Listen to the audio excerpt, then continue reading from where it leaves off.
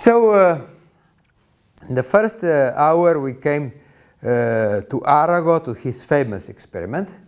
But it was not really Arago the first that did this experiment. It's very difficult to do with the means of 200 years ago.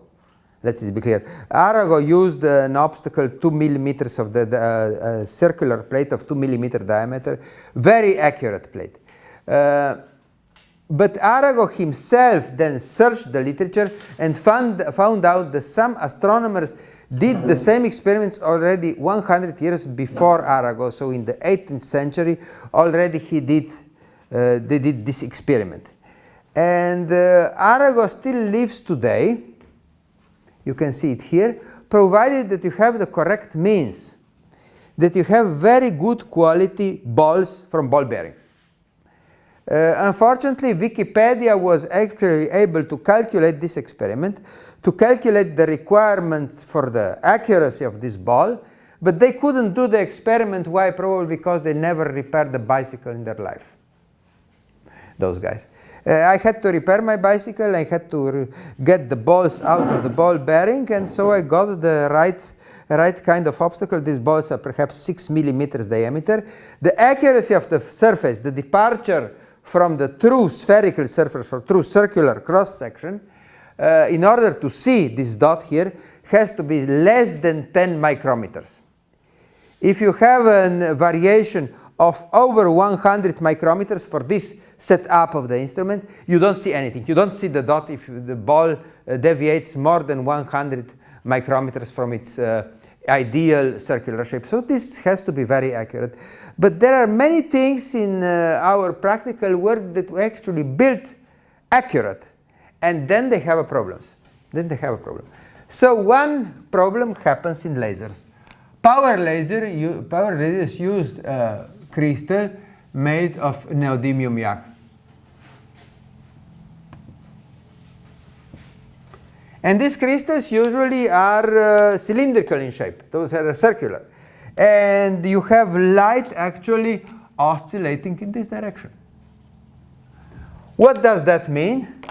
That means that across most of the cross-section of this bar, if you plot the electric field and the coordinates, most over the cross-section of this bar, okay, you have some diffraction on the edges, you have some diffraction here, and most of the cross-section you have a stable field here, except for Arago, here or here.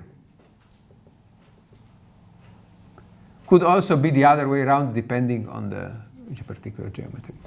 So this is, if this is E0, this is twice E0. Twice E0, and if this is S0, the power density, this is 4 times S0.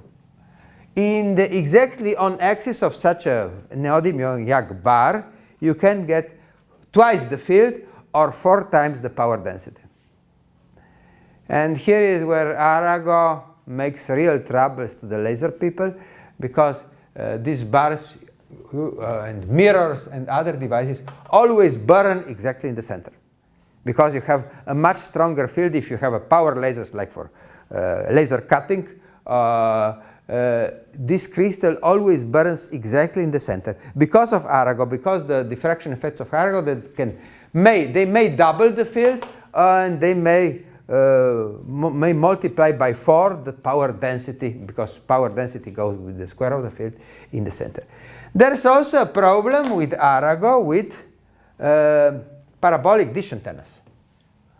So a parabolic dish antenna, if I try to do a side view here, usually has a primary feed, and this thing, we expect this thing, if this primary feed is illuminating the dish in this way, we expect to have the main lobe of our radiation pattern here.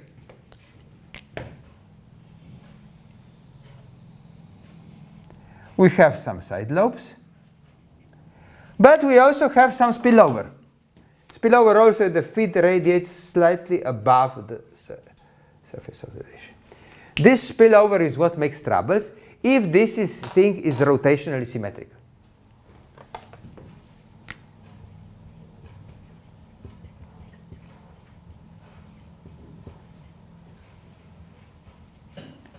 If this thing has rotational symmetry, then we are in big problems. Why? Because I have now diffraction on a circular object. This is exactly circular because dishes are spun circular. And I have a very strong beam in the back direction.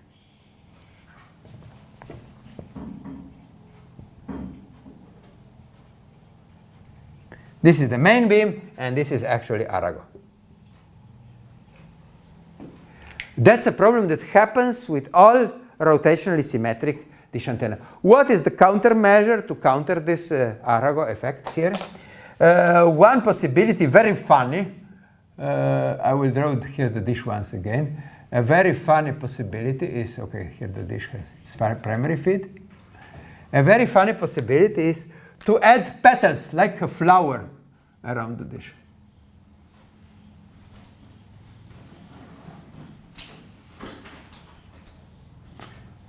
So such a flower dish, now what happens because of these petals?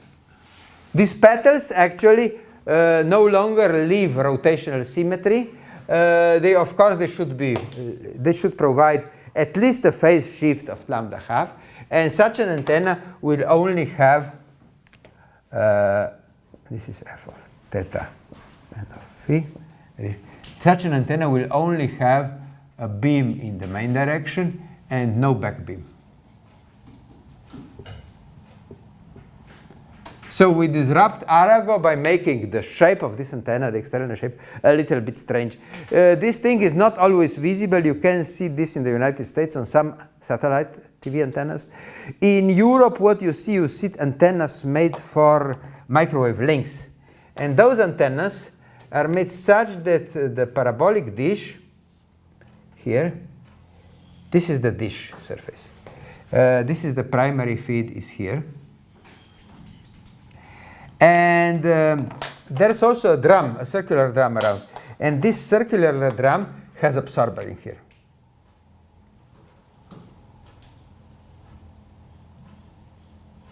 But you don't see this. To absorb this spillover, and you don't see this because usually you have in the front of such a drum antenna, you also have a radome.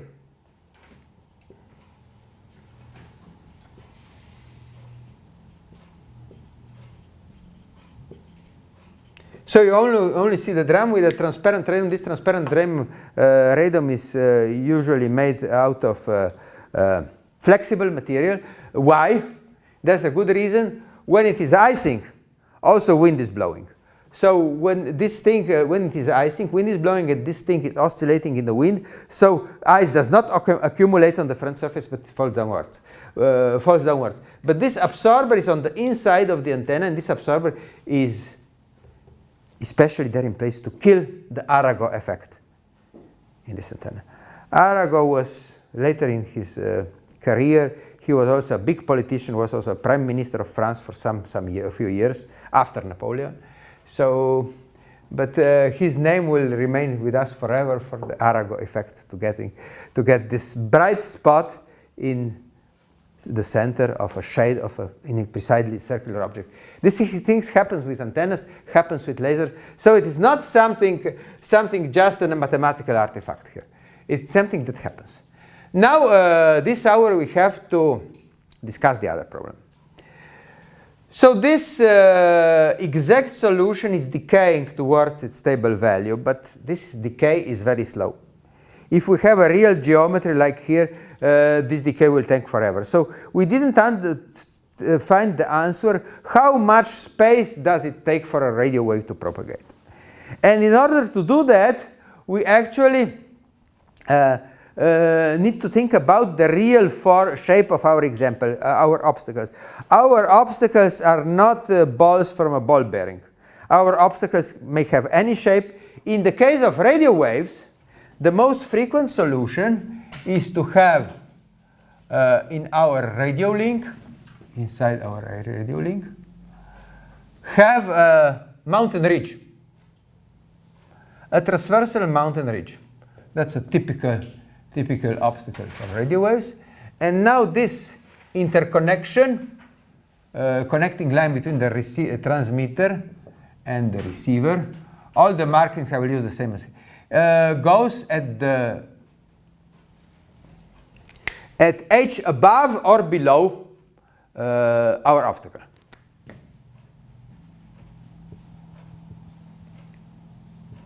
This is also known as a knife edge.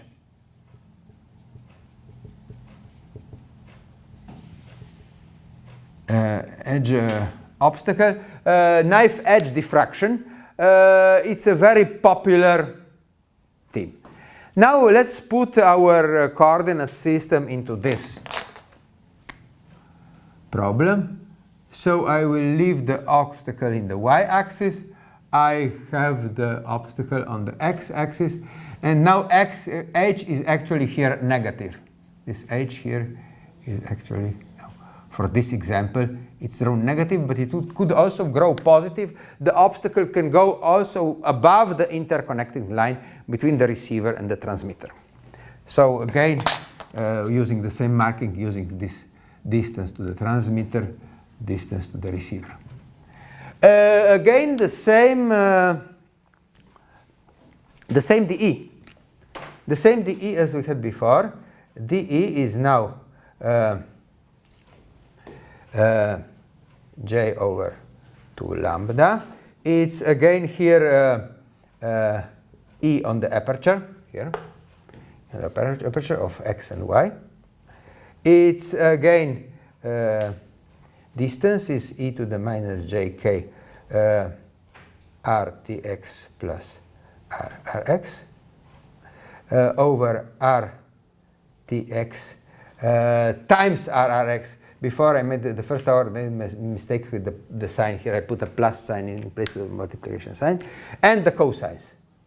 Cosine theta dx and plus cosine theta rx. Dx dy.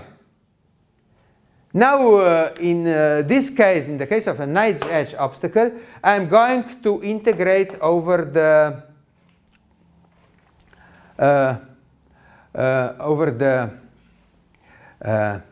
Cartesian coordinates.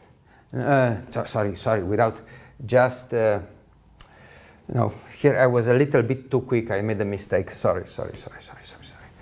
I made a mistake here. So it was, I mixed up two formulas here. So this is just Rx here. Just Rx here. Just Rx, and then the complete formula we get also Tx, just Rx here, because this is just from the aperture, from the whole, for the whole problem we have Rx plus Tx. So for the whole problem, we have to integrate our electric field, will now be the integral of dx over x and over y, whatever they are. I could just say that for the two, dE.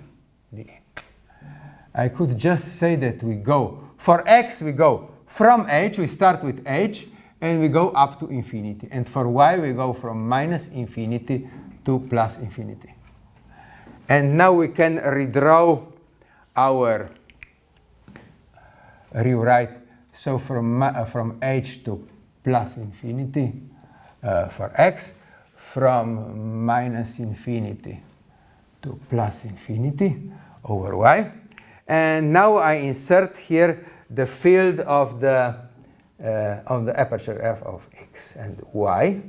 The field was proportional to the current in the antenna, and here it was e to the minus j k r, small r, lowercase t, k r, lowercase, no. I also draw the wrong thing. J K Rtx over Rtx. This is the actual field we have for an omnidirectional source. So we insert this one in here to have the whole expression now. So it's alpha I, then it's j over 2 lambda. It's the electric field I have, so it's now exponential. Now it is some minus jk Rtx plus Rrx over Rtx multiplied by Rrx. So these two are multiplied right now. They are multiplied. I have the cosines. Cosine theta tx plus cosine theta Rx. I have the cosines. And I have dx dy. Dx dy. I hope I didn't forget something this time. In Cartesian coordinates. Now, where do these things apply? So, what is Rtx? What is Rrx? Rtx, Rrx. Our good approximation was dtx drx plus it was rho squared over 2 dtx rho squared over 2 drx. This is what we had last time. But now what is rho? Rho is actually distance from the origin, so it's x squared plus y squared. So this thing is actually dtx drx plus x squared plus y squared x squared plus y squared over 2 dtx over 2 drx. And now we are going to integrate in Cartesian coordinates because our integral limits now of this knife edge obstacle, knife edge kind of obstacle, actually resembles, works, it's much easier to integrate in Cartesian coordinates, no matter how the integral may get complicated. So let's see what we have now stable out of here. Of course, we can simplify now the amplitude. Simplifying the amplitude means replacing this by dtx drx and replacing this one by 2, approximately 2. We do all these things. So we have now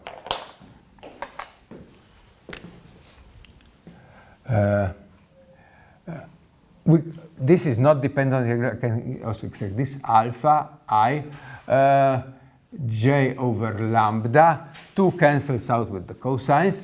Then I have the exponent function of the fixed part, e to the minus jk dtx plus drx. The first two terms here, over dtx drx. Okay, this is fixed. And then I have two integrals. One is running over x and the other is running over y. So let's try to draw both these integrals. Let's call it ix times iy. The integrals I still need to express. And let's examine just one of them, say ix over the x-axis. So the integral ix is an integral from h to plus infinity. Just not to having too much mess on the desk. We have the exponent function e to the minus jk. Now we have here this plus this, but only the function of y. So I have dtx plus drx, twice in the denominator dtx drx times x squared dx, and the integral over y, in integral over y, is of the same shape. The integral from now from minus infinity not from h, but from minus infinity to plus infinity, exponent function minus jk dtx plus drx divided by twice dtx drx, if I solve the summing of two fractions, y squared dy. I have two integrals of this kind that are very similar and will give us very similar solutions. But now I have to see what these solutions are. And these are, in fact, the integral of the shape, say, e to the minus alpha.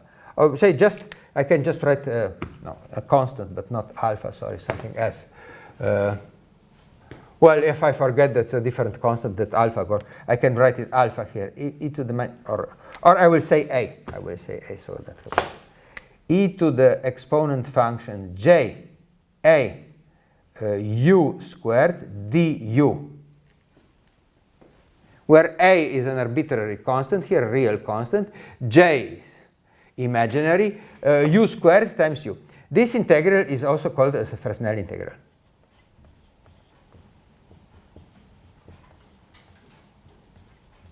Both our integrals have the same shape. The Fresnel integral has no analytic solution. It's a function on its own.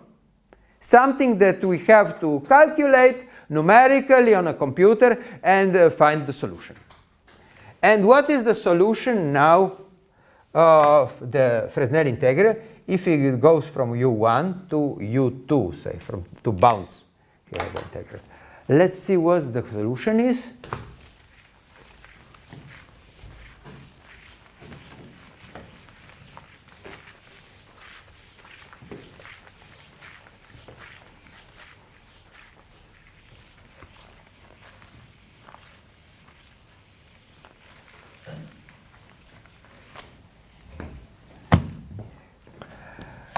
The solution, this integral is a complex function here, an imaginary function. So the solution will be in a complex plane. A complex plane, and something that, a detail that's not written on Wikipedia is that in the case of real axis, imaginary axis, that we actually have a minus sign here. So I could also write here minus and have the constant a just positive. So the function drawn in Wikipedia is without the minus sign, but it's not for the propagation. I have to just describe now what happens here. And the solution is a special kind of spiral that looks like this.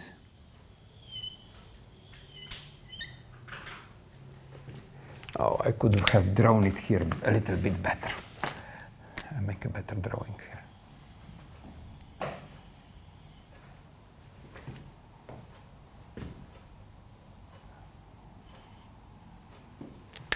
And the solution is now known as a clothoid,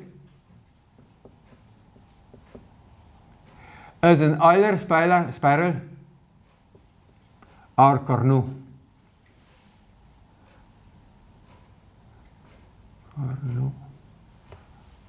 Cornu spiral.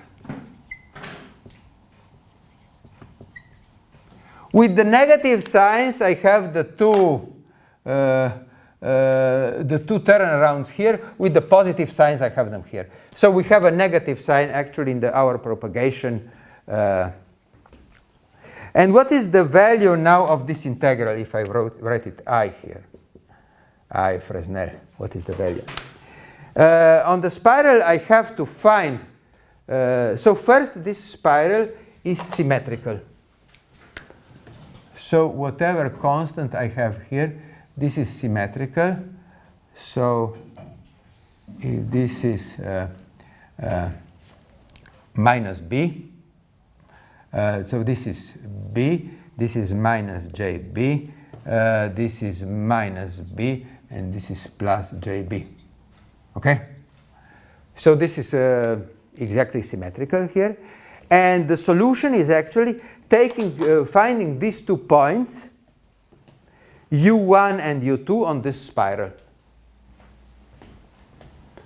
So the solution is of the integral is now starts from point U. What is the start of the integral? Is U1. U1. And ends up in U2. Is the phasor connecting U1 to U2 with the point of the phasor at U2. So this is to represent this solution graphically. So if I put very large bounds here, say U1 going to minus infinity, U2 going to plus infinity, the infinite solution is in the centers of these 2 curls here. So the infinity, so this is minus infinity, and plus infinity is this point here, plus infinity. And this is the solution of the integral over here. So from minus infinity to plus infinity. You see that now if these bounds of this integral are pretty large, they need not be infinity, but we are approximately have the solution. We have very little effect. We have very little effect when these bounds are large. Large compared to what? Large compared to the phase reversals. Where do we have phase reversals? Phase reversals we have at the edges of the Fresnel zones. Phase reversals, we have them here. Where are the phase reversals of the Fresnel zones? So this is actually a phasor sum. So we are summing in this direction. Where do we have a phase reversal? A phase reversal when these individual phasors change sign. And they change sign exactly here. So in this point here, I have rho 1. In this point up here, we have minus rho 1. Since I have a phase reversal on the other side. I go from minus infinity here to plus infinity here. In this point here, I have minus rho 2. In this point here, I have plus rho 2. In this point here, I have rho 3. In this point here, I have minus rho 3, and so on. So the Fresnel radii actually gives us important points on the Cornu spiral. Every Cornu spiral makes, if taken from minus infinity to plus infinity, you see that this green line here has exactly minus 45 degrees. If I take 2 such integrals from minus infinity to plus infinity, if both were from minus to plus, I get minus 45 plus minus 45 another, plus this j here, that's plus 90, I get a phase shift exactly of 0. That's what matches. Now what is important for us? This integral over y from minus infinity to plus infinity, this will give us just minus 45 degrees and a fixed and quite large value. This green value is large. The problem is if we have our obstacle is growing above the connecting line of the transmitter to the receiver. Then we may be also with U1 somewhere above here. So here we were with the crest of our mountain below the connecting line. If we go above the connecting line, we may be just here. We may be just here in this curl here if we are somewhere above the connecting line. So we get a very small sum above the collecting line, a very large sum below the collecting line. We have here we have almost 45 degrees phase shift, so the whole phase shift will be close to 0 compared to free space. But if the obstacle exceeds the line of sight between the transmitter and receiver, then we may also have phase shift. If this point turns around this curl here, then we have a high phase shift. So what does it mean in terms of electric field? In terms of electric field, if I draw here the electric field, so if I write here the height of the obstacle, I draw here the received electric field, just magnitude, not phase. Here we have the complete result. We just look at the integral over I. And if I draw here E infinity,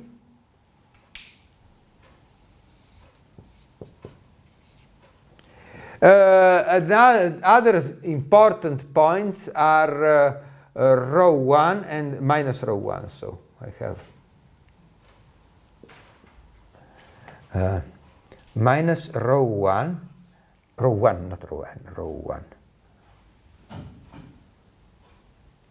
Rho 1 and plus rho 1. These are the radii of the first Fresnel zone. How does the field behave? The field behaves like this.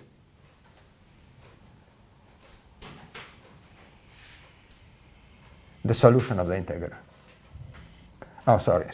Here I should be a little bit higher.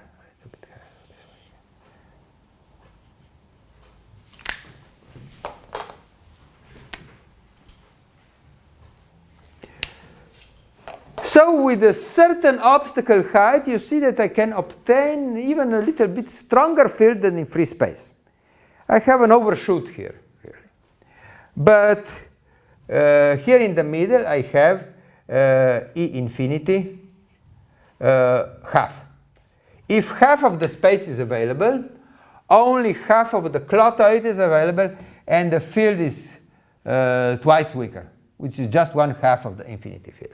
And then I only have decay as I pass this form. As I pass this point here, this phasor is only getting shorter and shorter as I go on. So what does this graph show? This graph actually shows us that this is actually the first Fresnel zone. We are crossing with the mountain peak, we are crossing the first Fresnel zone. We should have the first Fresnel zone clear. If the first Fresnel zone is clear, we almost have an unobstructed field here. It's almost infinity. It's oscillating a little bit, but it's not that difficult. Because with the first Fresnel zone here, we are actually turning in this curl and ending up in the center of the second curl. So we get the full phasor here, the full length of the phasor. As we pass the first Fresnel zone, the field decreases. In the center of the Fresnel zone, we have exactly half of the field. As we go over the first Fresnel zone, we are in the second curl. Both start and end of the phasor are in the second curl, and the second curl is quite small compared to the whole graph. So redrawing this same thing in a scale that's a little bit different, you see that here amplitude changes made no effect. In fact, we did all this with the assumptions that this is stable and this is stable. This is 2 and this is just, we did not even use the amplitude decay at log density. The phase itself was able to provide convergence of our solution. So if we make the same plot, but in logarithmic units. So if we plot now here 20 times logarithm of E over E infinity absolute value, because we are only interested in the, and if I plot here minus rho 1 and plus rho 1. What is going, and this is height of the obstacle. So I redraw this same diagram on a slightly different scale.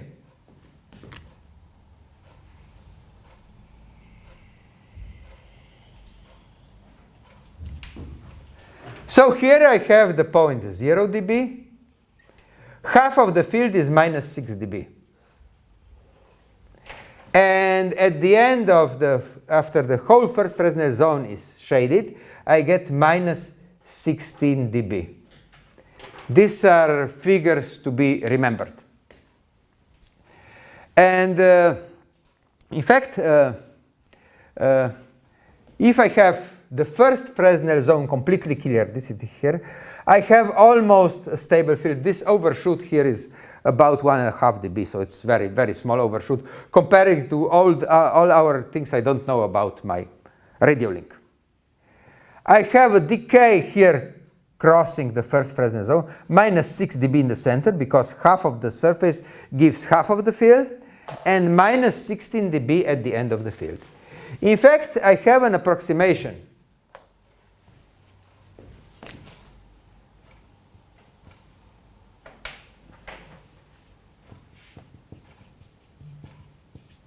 There is an approximation for the Fresnel integral. This is difficult to calculate. You need a computer to do this. But there is an approximation. So this 20 times logarithm of e over e infinity without obstacle is approximately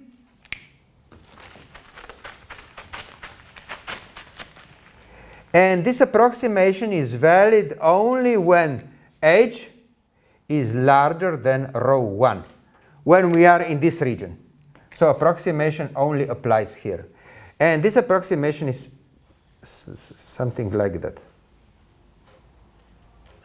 So it's a curve that approximates very good the field here, and this is what we are interested in. We are interested in the field when we have a large obstacle in our radio path. When we have no obstacle, when we are below the first Fresnel zone, we don't bother about that. But we bother here. This is about minus 16 dB, minus 20 dB, times logarithm to the base of 10 of h of the obstacle divided by rho 1. And this is where the radii of the Fresnel zone come into our calculation. This approximation is valid here, but this is reasonably well valid. In the textbook, I plotted with the computer this diagram. It's plotted much better than I do it by hand right here. This calculation is pretty useful above rho 1. How far away, how far can we go with h without losing accuracy? Well, here, down here, it's already questionable. It's questionable because our model of the knife edge obstacle is no longer valid. We don't know what is on top of this obstacle. Are there any trees? Are there any pine trees growing on this mountain? So this is our question. We don't know what on the top of the obstacle is. Let's see how large are now these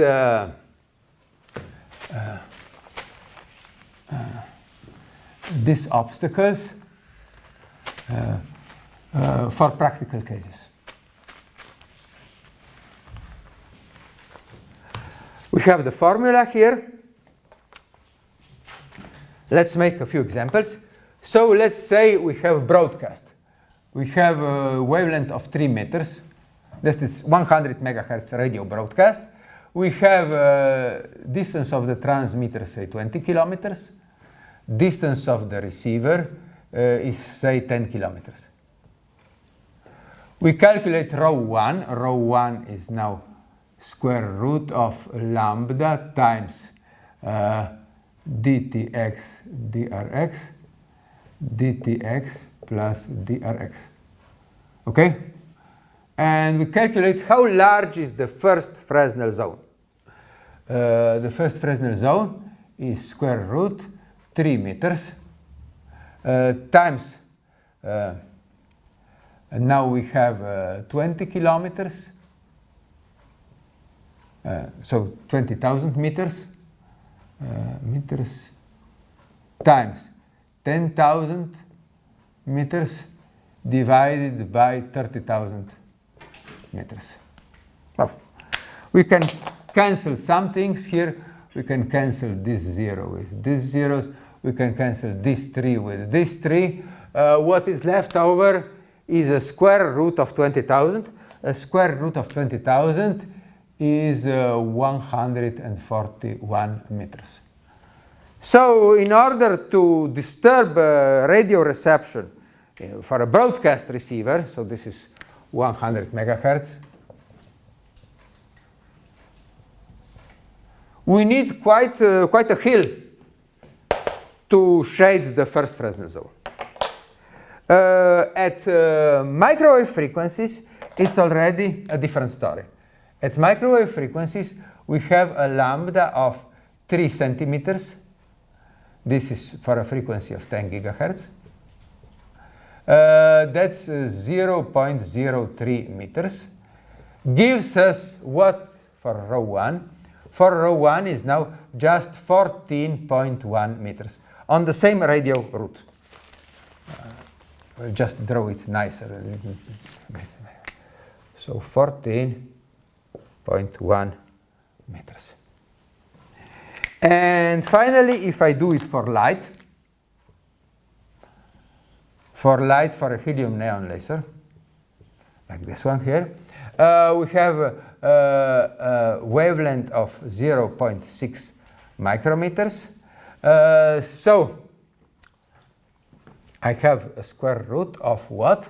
As I saw before, I have so 0.6 times 10 to the minus 6 times 3, and here I had 20,000 meters, and here also meters for the wavelength.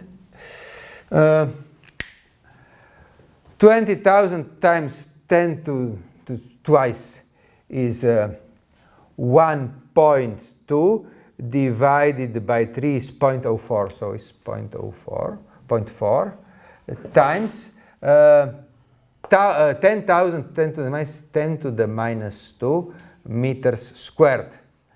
Now if I make a square root out of this, so making a square root out of this, this is 10 to the minus 1. 0.04 square root of 0.04 is around 0.6 approximately, so 0.6 squared is 0.36, slightly more than 0.6. So it's about 6 centimeters in total. So for light, the obstacle attenuation, if I have an obstacle just 6 centimeters above my laser beam at 20 kilometers distance, I already have a considerable loss. This was for rho 1.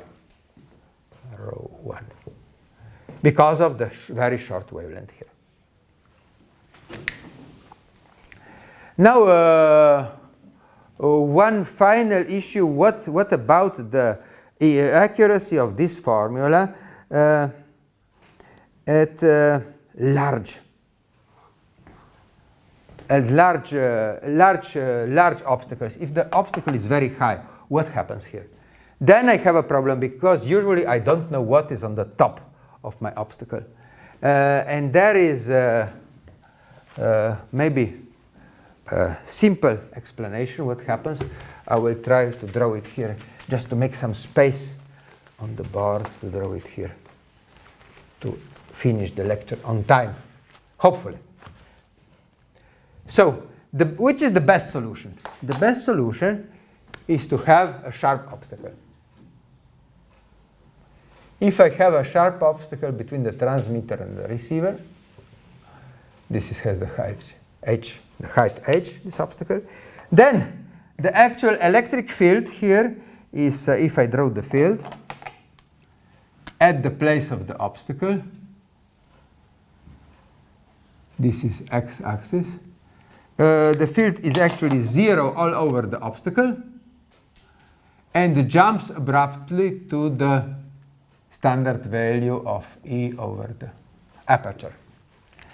This sharp transition makes here a strong diffraction.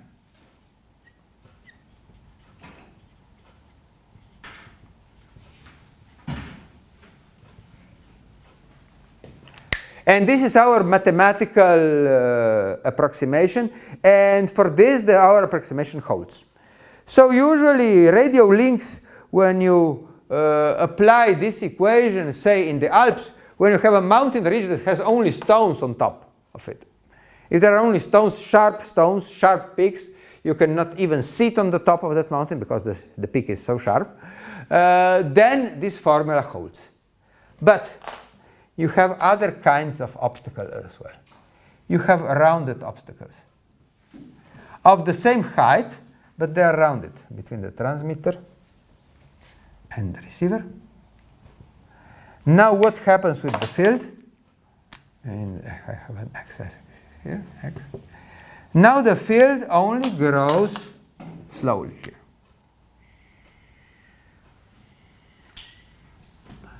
There will be just a weak diffraction. So if you have a rounded obstacle, then you already are in troubles with your signal strength. A rounded obstacle is much more difficult to overcome. One of the approximations that is used in some computer software is they approximate this round obstacle by putting it inside a triangle, but this is not very accurate. Not very accurate. Some software does that. Some software does that. Finally, the real problem is if you have between transmitter and the receiver, you have such a round obstacle.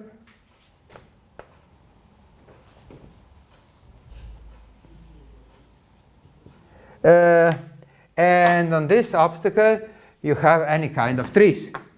And you know that today you are no longer allowed to cut trees to have good radio links, improve your radio links. But in the past it was done. In the past you may see somewhere in the mountains whole areas of trees cut down just because the telecom couldn't get a microwave link work with the trees in place. With the trees you have an even weaker field on top. So here you have, for the same obstacle height, you have an even weaker field here, x. The field here is on the obstacle is growing even weaker, so this is E0. So here this thing is 0 up to here, up to the tops of the trees, and then grows slowly. So this is almost no diffraction here in the case of trees. And it's very difficult to tell what is on the top of a mountain. That's very difficult. Also, you don't know in what state are those trees. Do they have leaves on? Do they have no leaves? So Mobitel actually made measurements some 30 years ago with their first NMT systems in the frequency range of around 400 megahertz. In the spring, trees get leaves.